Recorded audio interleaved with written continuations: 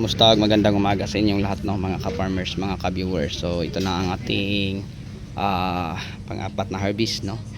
So ayan mga ka-farmers, unti-unti nang padami ang ating mga harvest. So estimated natin to mga ka-farmer ay hindi to bumaba sa isang tonelada o 1,000 kilos.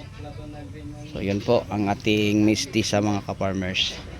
So ngayon summarize ko lang yung pagtatanim no ng ampalaya simula sa pag transplant hanggang sa maging ganito o mag-harvest mga ka-farmers. Okay? So unang-unang mga ka-farmers, pag halimbawa tayo bumili ng mga punlang pagtanim, piliin natin ang variety na ano po sa panahon. Halimbawa kung sa tag-araw o tag-ulan. So una, kung sa tag-araw, yung ganitong variety, no, mistisa. So mistisa pwede siya sa all season, all round season mga ka-farmers, pwede siya. Pero madali lang po itong magka-cracking kung palaging naulan.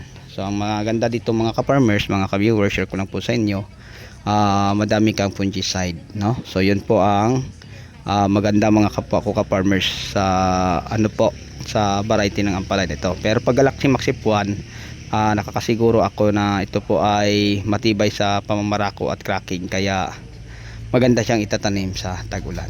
Okay?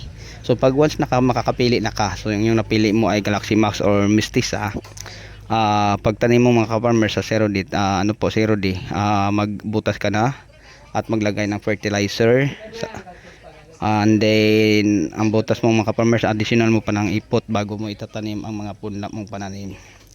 And then 3 days after transplant, share ko lang po sa inyo, pwede mo na silang ano po, diligan ng fertilizer, no. So yung fertilizer, winner, ano po, sorry, Unique 16, Mega Multiplan Vitamin, Dupos at Fucosim. So yun po ang lagi natin ginagamit ng mga fertilizer. And then mga ka-farmers, ang ating insecticide na maganda sa bagong tanim ay yung ating Actara. Pwede din siya sa bagong tanim mga ka-farmers. Tapos mga ka-farmers, ang ating fungicide naman ay Serenade. So yun po. Ang ating foliar ay Frontcare. Pwede naman po ang Green Acres or Peters na 2020. So kung anong meron ka, yun lang po mga ka-farmers.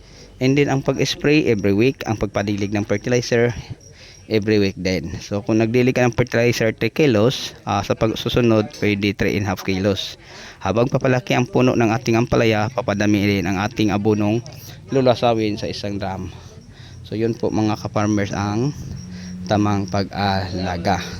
And then habang lumaki ang ating mga papalaki ang ating mga halamang pananim na ampalaya mga ka-farmers, kailangan nating i-monitor, no, para sa sakit, para kung halimbawa ay may mga fungus na mga ka-farmers na pag-atake, ay madali lang po nating maagapan. So ang pinaka unang mabanggit natin din ng sakit mga ka-farmers, yung tinatawag nating early blight, late blight. So pwede lang po tayo sa mga mangkusib, no.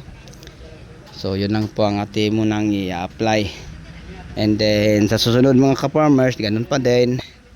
So i-monitor lang kung halimbawa may mga pag-atake na sa mga ibang insekto, pwede ka na mag-alika, no.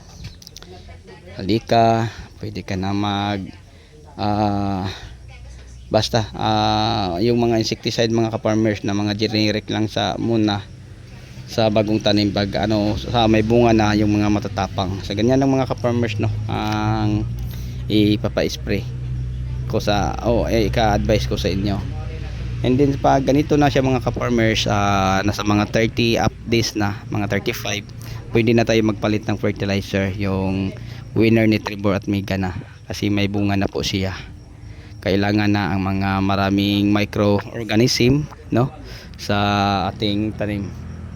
So yun po ang kagandahan mga ka-farmers. And then mga ka-farmers, sa fungicide naman, pwede na tayo mag-Ortivatap, Alika, sabay na natin. And then foliar, kung anong foliar ang isabay mo sa pagpa-spray.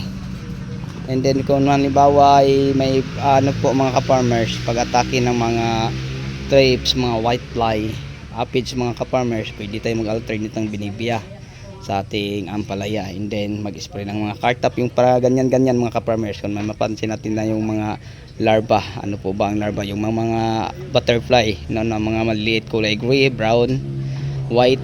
Pag may mapansin tayo, pwede tayo mag-spray ng Cartap mga ka-farmers. And then pag once na makita natin sila mga ka-farmers, i-monitor lang natin, no? Kasi pag makakita tayo ng mga butterfly sa ating taniman ng ampalaya, mangingitlog sila. So pag halimbawa nagpunta ka ngayon, bukas nagpunta ka, so magbilang ka ng isang linggo o 8 araw mga ka-farmers, kasi ang itlog nila, kung sila ay ng itlog na 8 araw, mapipisa.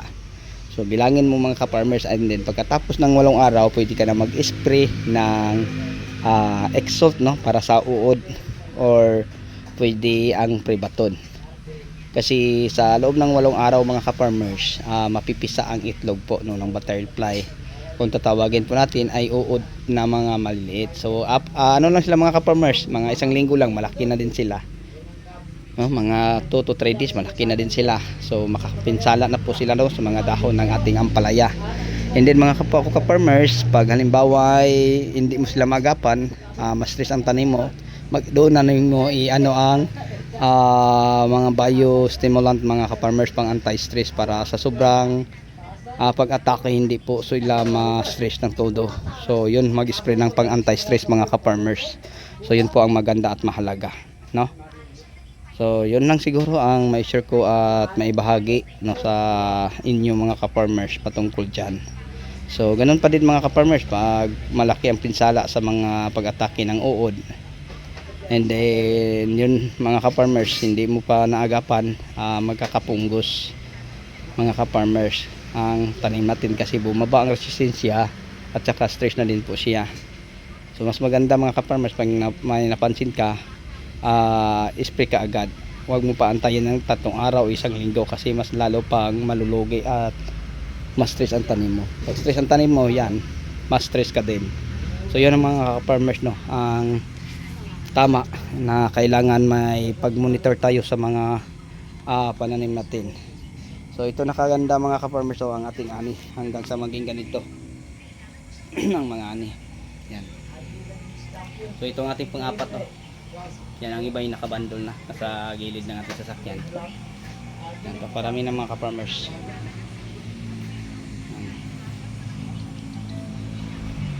So sa susunod na mga harvest natin mga ka-farmers, hanggang doon na siguro, no? Kasi ang harvest natin paparami, ito pang 4 pa lang. So sa mga pang 7, 8, siyam, yan ang marami, hanggang 10 puno na ito mga ka-farmers. So napakaganda ang ating mga harvest ng mga ampalaya. Hanggang doon. Ito ang napili ko sa CB99. Yan. Napakaganda po mga ka-farmers ang ating mga harvest na mga ampalaya. Ito po ay ang Mestiza F1 ng Swiss. Okay, so bago tayo magtapos mga kapwa ko ka-farmers, mga ka-viewers, mega love shout out sa lahat nating mga viewers at saka mga subscriber, no? So yun lang po. Thank you, bye bye and God bless.